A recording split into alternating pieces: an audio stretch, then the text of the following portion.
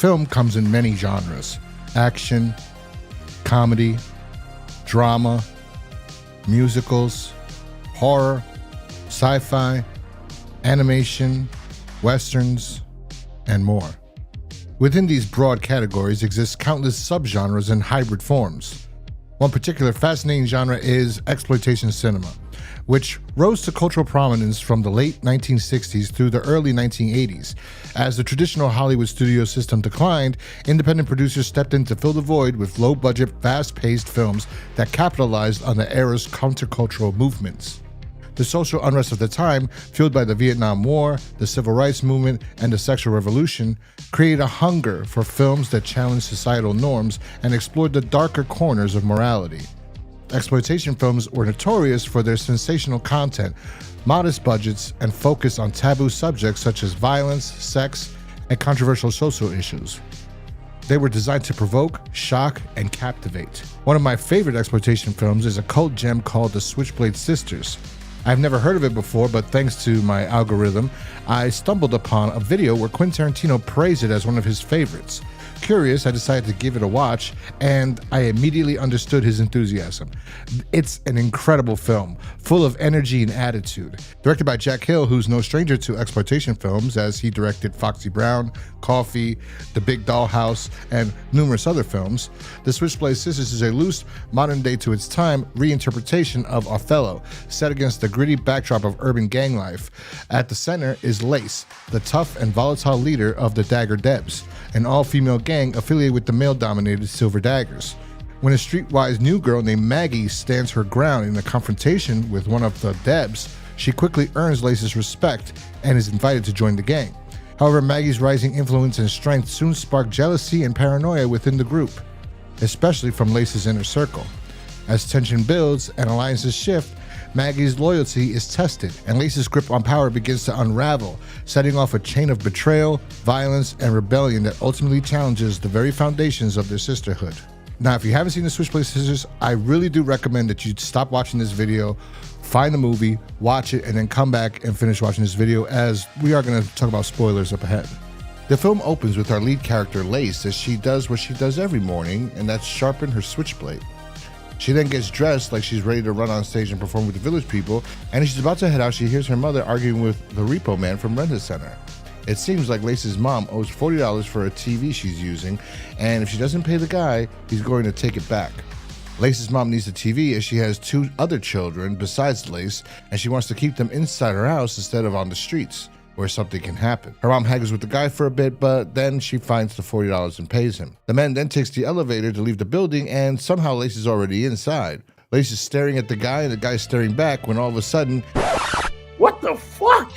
now this is disgusting and awkward, and I know that the actress playing Lace is 20 years old, but Lace is supposed to be 16, and this guy is just fucking gross. The elevator door opens and more girls step in. The man looks nervous when all of a sudden the girls pull out their daggers. They're all members of Lace's gang, the Dagger Debs. They then rob him.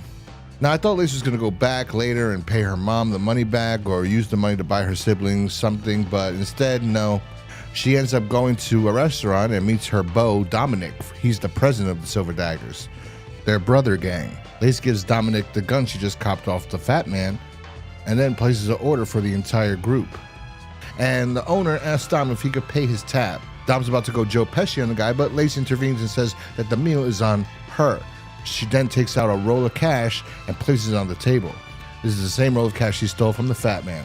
A chubby member of the group named Donut asks if she can have double as she's starving and hasn't eaten in a week. Really? This doesn't go over well with Lace as she forces Donut to squeal like a little piggy. After obliging, Lace informs her that now she doesn't eat at all. Lace then looks for a table for the gang to sit at, and she notices some customers sitting down enjoying their meal and bullies them into leaving. One girl stays behind. This is Maggie. Lace asks if she likes her seat, and Maggie says it's okay. Lace tells her that it's too bad that she has to leave, and Maggie pretends not to understand why she needs to leave. And that's when Patch steps in and tells her that she's not wanted and that the table is for them. Hold up. Wait a minute. Something ain't right. You know, there's something awfully familiar about that girl.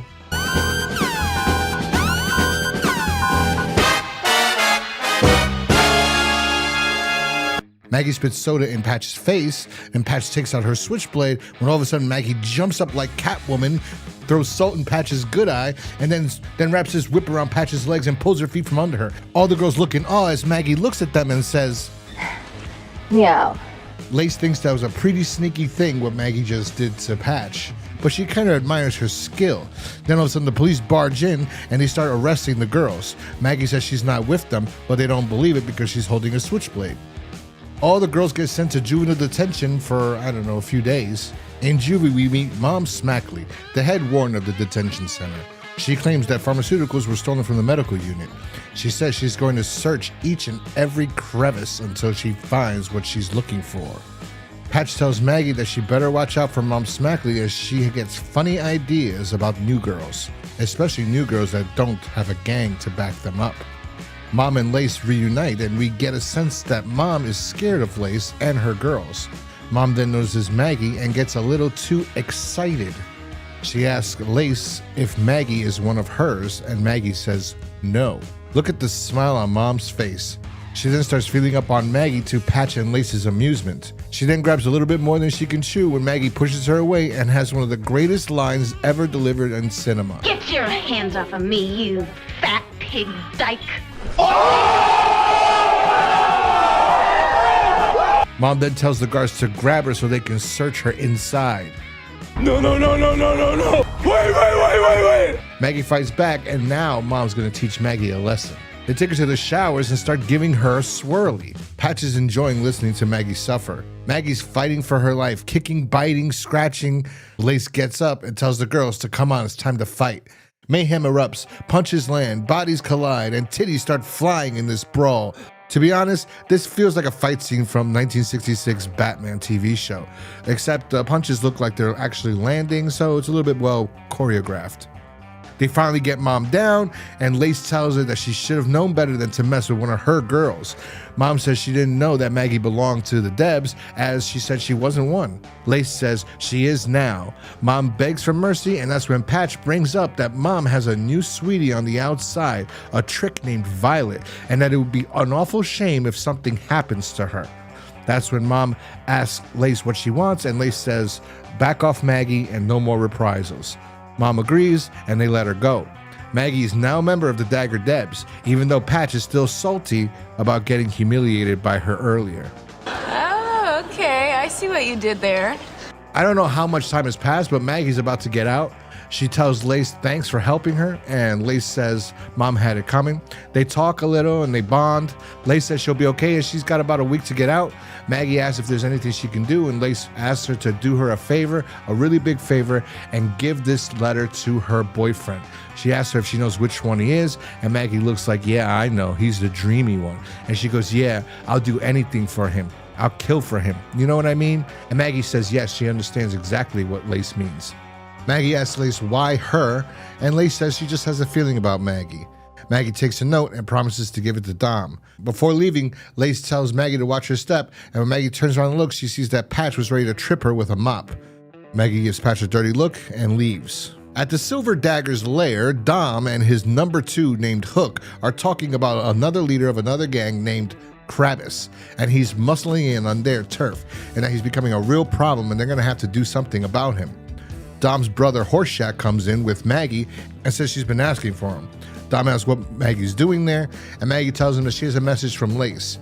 And after some banter, she's about to hand Dom the note, but Hook snatches it from him. Dom gets up and snatches the note back, and Hook says if there's no secrets between the brothers, that Dom could read it in front of them. Dom decides, yep, he's correct, and he starts reading it in front of everybody there. What did Lace give Maggie? Well, it's a love note, and it's a love poem. Dom reads it in front of everyone. They all start laughing at Lace. Maggie gets so pissed, she gets up and she snatches it out of Dom's hand and slaps him across the face and calls him a bastard. Dom grabs her like he's about to give her a receipt, and she looks scared, and he informs her that she's correct, that he is a bastard. Maggie returns home, and Dom breaks in and grapes her. Well, it appears like it started out as grape, as Maggie says no, no, no, and then he forces himself on her, and things progress. And then later on, she's crying and she's upset about it, but they kind of have a relationship developing. I don't understand it. I'm not saying it's right. It's definitely wrong, but The way it was written, it seems like she didn't want it at all, but then later it's like she's in love with him too. Just, I don't know, it's like a Stockholm syndrome or something, as Dom also develops feelings for Maggie. And later on they start talking about this, and Maggie says she's loyal to Lace and she doesn't want to break them up. And that one day in the future, if Lace wasn't in the picture, that maybe she would give him a shot. Very strange. And a week passes and Lace returns home from Juvie. She enters the school and we see that the Dagger Debs and the Silver Daggers control this school. They control the principal, they control the teachers, they control everything. Lace meets up with Dominic and we can sense the strange tension between Dom and Maggie. The principal of the school approaches Dom and tells him that he's come with an offer from Krabs, a sort of peace treaty between the two crews. Dom asks why Krabs is going to the principal to make a deal if Krabs isn't in that school district. That's when the principal tells Dom that Krabs' high school shut down and that him and his boys are going to be attending their school. He offered Dom to keep half of the patrols he currently has. Dom tells the principal that there's no deal and that they'll handle Krabs themselves. When they leave, Patch asks Hook, wait, is that Donna Princiati's father?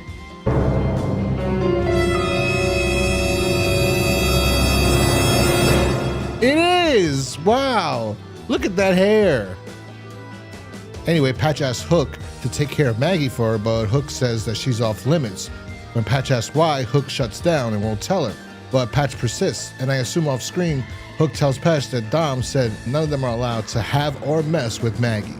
Patch puts two and two together and tells Lace. Lace doesn't believe it, no matter how hard Patch tries to convince her. Lace says it just doesn't make any sense that Maggie's her friend. The next day, Dom asks Maggie out in front of all the other girls, so I guess all these girls really don't like Lace, as none of them ratted out Dom or Maggie to her. Anyway, Maggie says that she basically won't give Dom a shot as long as Lace is in the picture. Dom says maybe he'll just take it like he did the last time. Again, saying this right in front of the girls so they all know that he basically raped Maggie and that Maggie was not willing to give it up. It wasn't done willfully. Basically confessing to the grape. It's so weird, the writing in this part. Anyway, Maggie says that if Dom tries, he'll regret it. Patch and Maggie enter and see Dom holding onto Maggie. Patch says something smart and Lace tells her to shut up. Lace then introduces Maggie as the newest member of the Dagger Debs. Patch says she can't be a member until she's initiated into the crew. She says she lost an eye for this gang and it's only fair Maggie shows that she's worthy of joining. Maggie asks what she has to do and Patch tells her to steal Krabs' medallion. We then cut to an exterior shot of a social club. This is Krabs' base of operations. It's the Youth Reclamation Corps, a group to help the needy people of the community, but in actuality, it's just the base of Krabs' operation where he can distribute drugs and exploit girls. It's basically a front, and a pretty impressive one for a high school kid. Maggie enters and asks to speak to Krab as she's having issues about dealing with her sister who's addicted to drugs. Once behind closed door, Maggie tells Krabs that she lied and that she's really there to tell him that Dom is accepting his offer and that she's the icing on the cake, a gift from Dom to him. She then goes down on Krabs, and then all of a sudden, yep, she bit him and snatches his medallion and manages to escape his headquarters. She then returns to the Silver Daggers with the medallion to a standing ovation. She then puts the medallion over Dom's neck, and Lace is noticing the look between Dom and Maggie, and she's not liking what she sees. I think this is the exact moment where she starts to believe what Patch was telling her is absolutely true. The next day at school, we see that Hook is pimping out one of the Dagger Debs, and I actually think this is his girlfriend because he's always seen with this particular girl. So I guess she's his bottom bitch, or she's his number one hoe or something, I don't know. Anyway, he then gives the money to the big pimp Dom, who notices Krab and his boys approaching. They insult each other, then Dom makes his little brother search them. Apparently the Silver Daggers are the only kids in the school that are allowed to have any weapons. Krab says that he appreciates the piece of tail that Dom sent him, and Dom doesn't really like this, as Krabs is implying that something happened between Maggie and him, which Dom did ask Maggie earlier on when she put the medallion on what she had to do to get the medallion, and she said, none of your business, or what's it to you, what do you care? Dom tells Krabs that he didn't send her over, and then Krabs asks where his medallion is. Then Dom takes it out and flaunts it in front of him and says, I don't know, does it look like this? I hope you find it. Krabs smiles and walks into the school. Later on that day, Krabs and his boys perform a drive-by, murdering Dom's little brother and then kidnapping his girlfriend and raping her. Dom is pissed off and he wants revenge. And that's when Maggie comes up with this idea to hit them at the skating rink. as it's neutral turf and Krabs will think he's safe. That night, Lace tells Dom that she's pregnant and it doesn't go the way she was expecting it to go. Dom flips out. He calls her a liar and tells her to get rid of it. She blames Maggie, says before Maggie everything was good, and he says everything was lousy. She begs Dom not to leave. She says if he leaves, it's gonna turn out bad. He then throws some money at her and exits. This is a really sad scene, and Robbie Lee is absolutely fantastic here. She delivers a really gripping performance. Great acting, honestly. I really feel bad for her. Friday night rolls around and both gangs are at the roller rink. Lace rides off and starts hitting members of Krabs' crew with a steel chain. Maggie and the Debs do the same when all of a sudden, Krabs' boys pull out guns and start taking out people on the rink. Hook fires back, but he's outnumbered and runs off like a coward. Krabs sees Dom and blasts him with a shotgun. He goes to shoot Lace, but Maggie comes to her rescue. Krabs then punches Lace in the stomach and then kicks her once she's down. Then Krabs is able to make his escape because all the silver daggers fled. We see Dom lying on the floor, dead. Lace goes crazy as Maggie and Patch pull her away. At the hospital, we discover that Lace lost the baby. She says Dom was so proud about being a dad. Maggie starts to tear up. I'm not sure what she's feeling right now. Maggie apologizes for what happened at the roller rink, and she says she knows that it's her fault because she's the one that set up this plan in motion. Lace says, no one blames you, Maggie. The girls then leave, and that's when Lace goes crazy. She says Krabs promised her he wouldn't hurt Dom, only her. Patch puts two and two together, and she realizes that Lace informed Krabs about the ambush before they went to the rink. Lace says she could smell Maggie all over Dom and that Patch was right. Patch puts Maggie in her place and tells her to calm down. Back in the Silver Dagger's lair, Hook blames everything on Maggie. She calls him a coward. She calls them all cowards. She says the only one of them that had balls was Dom. He was the only one that stood, and they all ran away. Hook wants to lead the gang, but all the girls want Maggie to. Hook then takes out his blade to try to force Maggie to make him the leader, but Maggie subdues him and makes him beg for mercy.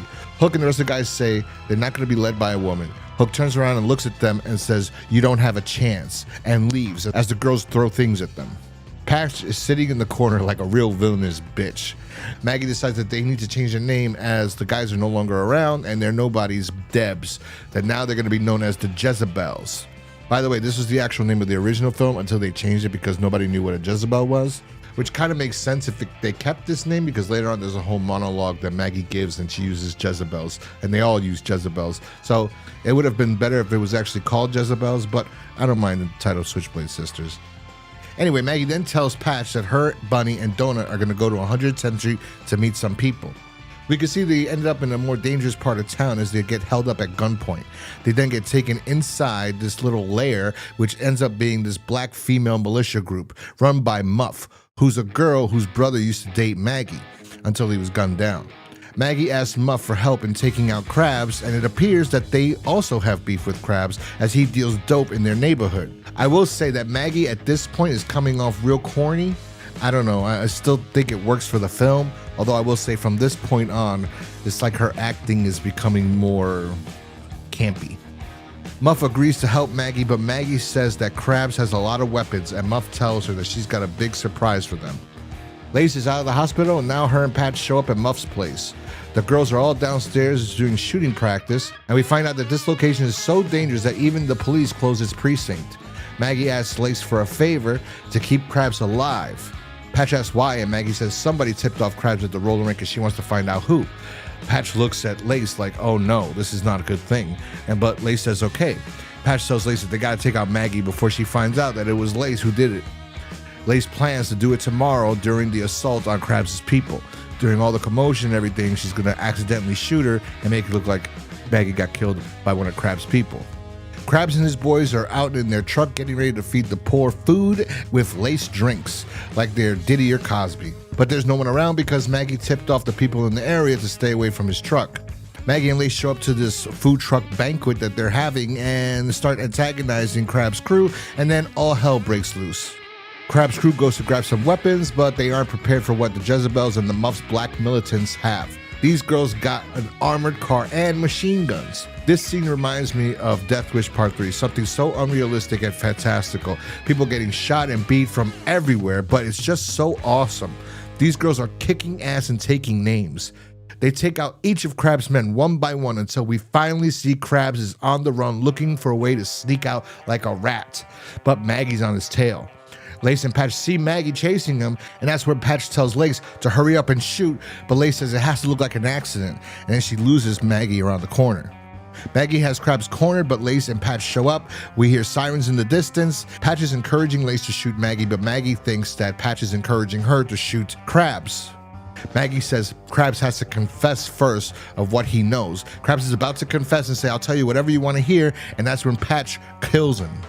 This pisses Maggie off, and now Maggie has it out for Patch. The girls escape and are about to celebrate while Maggie's sitting in the corner thinking about what just happened and why did it just happen. Lace is in the back thinking about Dom, and Patch runs in and tells her to get with it, and Maggie's out there getting ready to set up Patch for the fall for what happened with Dom. Lace goes out and starts beef with Donut for no reason. She demands Donut bring her a drink and is treating her like she's garbage, like how Donut used to be treated. She then slaps Donut. Lace then approaches Maggie and asks why she looks so down. Maggie basically comes out and says she knows Patch didn't kill Krabs by mistake, that she had a reason to shoot him. She insinuates that she has a feeling Lace might know why. Seems like Maggie might have put two and two together, but she doesn't get to spill the beans just yet. Lace then says that Maggie is the traitor and punches her in the stomach. The girls argue as most of them don't believe it. Then Lace concocts this fascinating story about how Maggie was the one behind all of it, and she knew, her and Krabs were in on it together. And then she leans on Donut and says, right, Donut, you know this, you knew that this was going on. And Donut says she guesses because she's scared of Lace. Maggie says it's not true, and it was Pat and Lace that ratted them out to Krabs. Lace then puts a cigarette out in Maggie's belly button. I'd never seen anything like this. It was pretty gross to see. You know, you're like, ooh. Bunny jumps in and says enough, and she doesn't believe what Lace has to say, and that Lace is out of the gang. Lace then says if anyone wants her out, they're gonna have to fight her, and she pulls out her Switchblade and says, who's got it? Who's got the guts to try me? And Maggie gets up on her two legs and says she is. Lace says, of course you're gonna be the one. First my man, now my gang. That's when Maggie says, so that's why you did it. She tells Lace that there was nothing between her and Dom, and that it was all Lace, and they start to fight. It's an intense back and forth struggle with the cops waiting outside for one of the girls to kill the other. This way they can charge them with murder. The girls continue to fight until we get a really cool shot of their shadows fighting, and then the cops storm in as Maggie comes out from the back covered in blood. Patch runs back to see that Lace is dead. The cops tell Maggie that now the charge is murder and that she's nobody anymore. And Maggie says he's wrong, that she's a Jezebel. And all the girls proclaim that they're Jezebels. They ask Patch if she's one of them, and she says yes, she is. And all the girls denounce her and say no. Patch basically gets away with what she did, which is concocting this whole thing, and now she has nothing.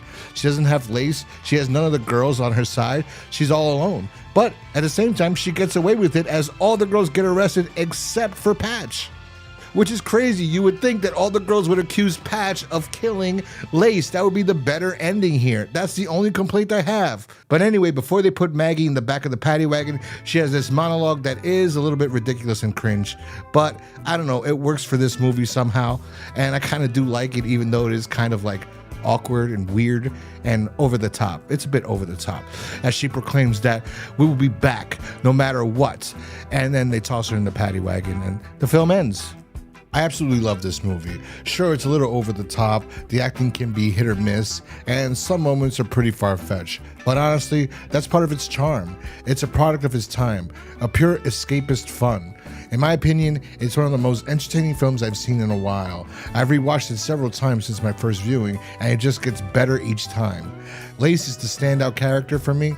We sympathize with her throughout most of the film, and her arc really resonates. Maggie is also great, even though her performance isn't always polished. There's something about it that just works.